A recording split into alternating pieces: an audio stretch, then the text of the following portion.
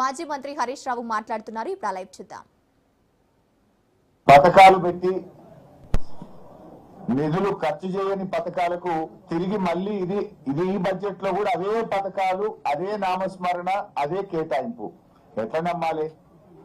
పోయిన బడ్జెట్ లో రాజీవ్ యువ వికాసానికి 6,000 కోట్లు పెట్టామన్నారు. 6 పైసలు కూడా ఖర్చు పెట్టలేదు. మళ్ళీ ఈ బడ్జెట్ ప్రసంగంలో మళ్ళీ అదే రాజీవ్ యువ వికాసం పథకం గురించి ఏదో గొప్పగా చెప్పారు. పోయిన బడ్జెట్ లో చెప్పారు, బల్లెలు కొట్టారు, 6 పైసలు ఖర్చు పెట్టలే. తిరిగి మళ్ళీ అదే పాట పాడింది ఈ బడ్జెట్ లో. అట్లా ఇందిరమ్మ ఆత్మీయ భరోసా 24-25 బడ్జెట్ లో పెట్టిండ్రు, 25-26 బడ్జెట్ లో పెట్టిండ్రు. ₹1 ఇవ్వలేదు, 1 పైసా కూలీలకు అందలేదు. మళ్ళీ ఈ బడ్జెట్ లో అదే చదివిండు బట్టి. అంటే నీ బడ్జెట్ కో శాంటిటీ లేదు. బడ్జెట్ అనేది కేవలం అంకెలు మాటల గారడిగా మార్చింది తప్ప మీ కేటాయింపుల ఖర్చు విషయంలో ప్రజలకు పథకాలు అందించడంలో చిత్తశుద్ధి లేదు అని అర్థమైతా ఉంది. అది ఆత్మీయ భరోసా అయినా, రాజీవ్ యువ వికాసం అయినా. ఆ రాజీవ్ గాంధీ పేరు పెట్టి ఆయన ఆత్మ క్షోభించే విధంగా చేసిండ్రు, ₹1 ఖర్చు పెట్టలేదు రాజీవ్ యువ వికాసం. ఇందిరమ్మ పేరు పెట్టి ఇందిరమ్మ ఆత్మ క్షోభించే విధంగా ఇందిరమ్మ ఆత్మీయ భరోసా కూడా పైసా అందించలేదు.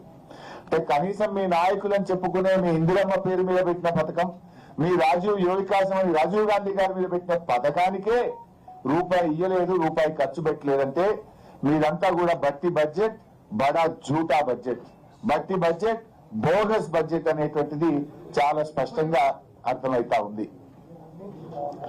అసెంబ్లీ ఎన్నికల టైంలోనేమో అభయహస్తం. ఇవాళ 3వ బడ్జెట్ చూసిన తర్వాత అది అభయహస్తం కాదు, రిక్తహస్తం అని అర్థమైపోయింది.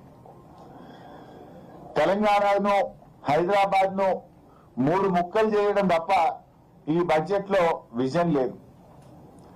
బడ్జెట్ లో చూస్తే ఆ క్యూర్ ఆ 3 ముక్కలాట తప్ప బడ్జెట్ లో ఎక్కడ కూడా విజన్ కనబడలేదు. మాకు ఓటు వేసిన ప్రజలకు వెన్నుపోట్లు వచ్చారు. ఇవాళ బడ్జెట్ చూస్తే మహిళలకు 2,500 ఇస్తామన్నారు, మొండి చెయ్యి. వృద్ధులకు 4,000 పెన్షన్ ఇస్తామన్నారు, మొండి చెయ్యి. ఉద్యోగస్తుల పాత బకాయిలు ఇచ్చే విషయంలో, PRC DA విషయంలో ఉద్యోగస్తులకు మొండి చేయి. రిటైర్డ్ ఉద్యోగుల బకాయింపుల చెల్లింపు విషయంలో ఏదైనా చెప్తారేమో, ఊరట కలిగిస్తారేమో అంటే మొండి చేయి. ఉపాధ్యాయులకు మొండి చేయి. RTC డేట్ ఏమైనా పెట్టి వాళ్ళని ప్రభుత్వ ఉద్యోగులు గుర్తిస్తారేమో అంటే RTC కార్మికులకు మొండి చేయి. సింగరేణి కార్మికులకు మొండి చేయి. చేనేత కార్మికులకు మొండి చేయి. గౌడన్నలకు మొండి చేయి. యాదవ సోదరులకు 2వ దశ గొడ్లు ఇస్తారేమో అంటే మొండి చెయ్యి. మా ముదిరాజులను BCAలో చేరుస్తారేమో, వాళ్ళకి ఏమైనా సంక్షేమ పథకాలు పెడతారేమో అంటే మొండి చెయ్యి. మొత్తంగా BC సమాజానికి మొండి చెయ్యి. BC సప్లైన్ పెట్టడం, ఏటా 20,000 కోట్లు పెట్టడం.